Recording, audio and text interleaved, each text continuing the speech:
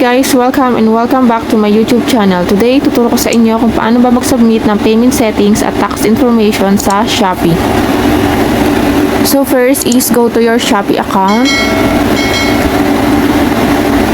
And sa inyong account sa affiliate program. Tap nyo to. And then next is pumunta kayo dito sa inyong account. After nan, dito sa may bandang taas sa kanan is pumunta kayo dito sa settings.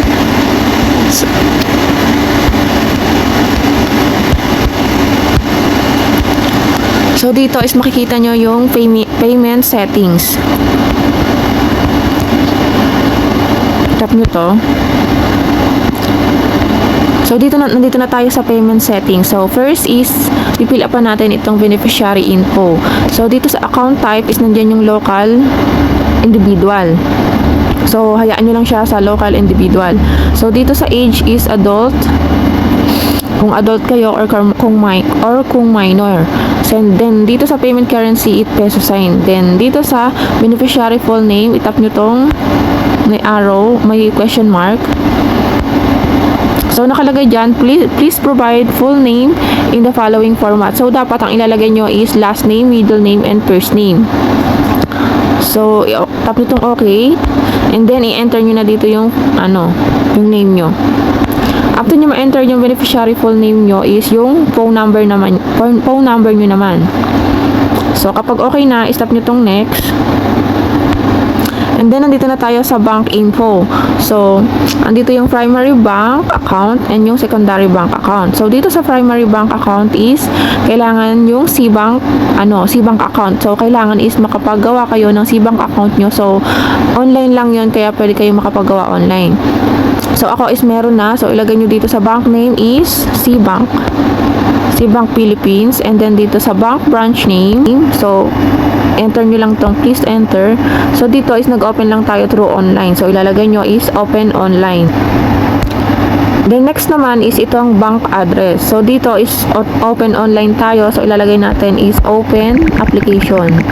Next is itong bank account name. So, ito yung, ang ilalagay nyo dito is yung name nyo sa C-Bank nyo. Tsaka yung bank account number, yun naman yung makikita doon sa inyong C-Bank account. So, ilagay nyo lang siya dyan sa account name tsaka account number. So, dito sa bank account, papakita ko sa inyo kung saan makikita yung account number ng inyong C-Bank account. So, punta tayo dito sa ating C-Bank account online. So, ito yung sinasabi ko sa inyong account number nyo. So, ito siya. So, ayan yung account number nyo. So, tatakpan ko na lang para matakpan yung aking identification sa account number ko. So, dito sa may taas banda nyo kukuhanin. So, copy nyo lang yan. And then, balik na kayo dito sa inyong pinipilapan. So, next is dito tayo sa proof of bank account ownership. So, dito is makikita natin dito yung question mark. Itap nyo yan para makita natin yung requirements. So, nakalagay dito yung primary valid ID. Andyan yung photo of bank, passbook with bank account name and bank account number, latest bank statement, bank certificate showing account number and account name. So, dito is pwede natin gamitin kahit alin dyan. So, ang akin is ang gagamitin ko is itong bank certificate showing account number and account name. So, ganito lang. Punta tayo dun sa ating C-Bank, account. So, punta tayo dito sa ating C-Bank account. And then, tap nyo tong me dito sa baba. I-tap nyo yan.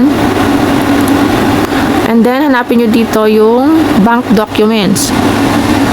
So, ito. Tap nyo yung bank documents. So, dito is mamimili kayo kung e-statement or bank certificate. So, ang pipiliin natin is itong bank certificate. So, dito sa bank certificate is you can request only one certificate per day. So, pwede ka lang mag-request ng isang certificate sa isang araw. So, yun. Tap nyo to. And then next is purpose. Andito na tayo sa purpose, type of account balance, and recipient address. So, dito is ang kailangan natin is business requirements. itap nyo tong business requirements. And then dito sa type of account balance, itap nyo to. And then dito is type of account balance is ano na lang natin to, both na lang. So, pwede naman siyang both. So, tap nyo itong confirm. And then, dito sa recipient address, tap nyo to. So, dito is requesting entity. Lagay natin si Shopee. Next, account country is Philippines. And then, dito sa city, municipality, and province, tap nyo to. And then, kung nasa Metro Manila kayo, itap nyo yung Metro Manila. And kung nasa city o municipality kayo, itap nyo to. So, ang ako is nasa city municipality. Tatap ko to. Then, dito sa zip code, lalagay nyo yung zip code nyo. And then, confirm. So, after nan, stop nyo na tong next.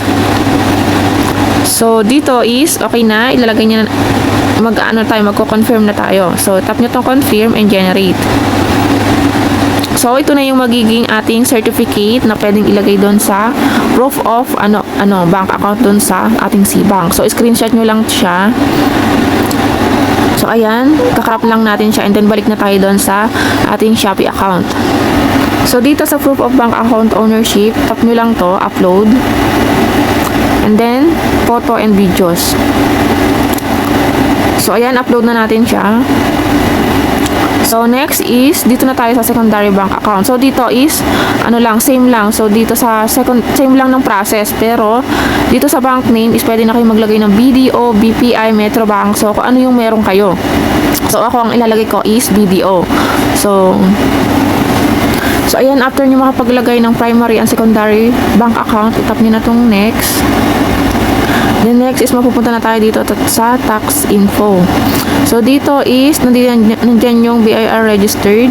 So kung BIR registered na kayo, stop nyo tong yes, and kung hindi pa is no. So ako is itatap ko tong no kasi hindi pa ako BIR registered.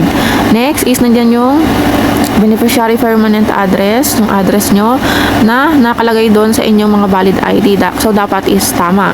So ang hihingi sila ng tap nyo tong primary. So, para malaman nyo pala kung ano yung pasok dito na primary ID, na valid ID, itap nyo itong question mark. Dito nyo makikita. So, dito is please select one primary valid IDs to upload. Primary valid IDs, Philippine passport, driver license, and unified multi-purpose ID or yung UMID. So, ang sinend ko dito is itong aking UMID ID. So, dito sa name of taxpayer is kung may kayo. Tsaka dun sa TIN number is kung may mga TIN number kayo.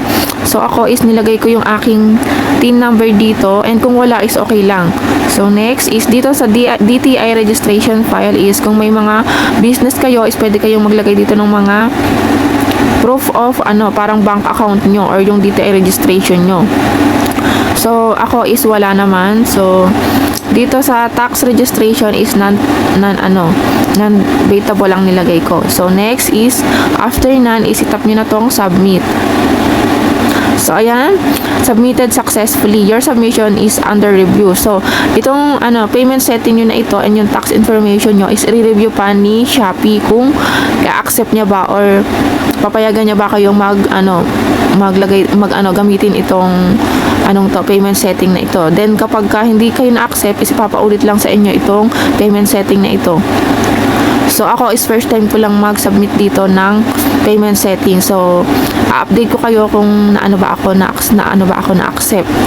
So, next video na lang yon. So, sana is nakatulong sa inyo itong video na ito.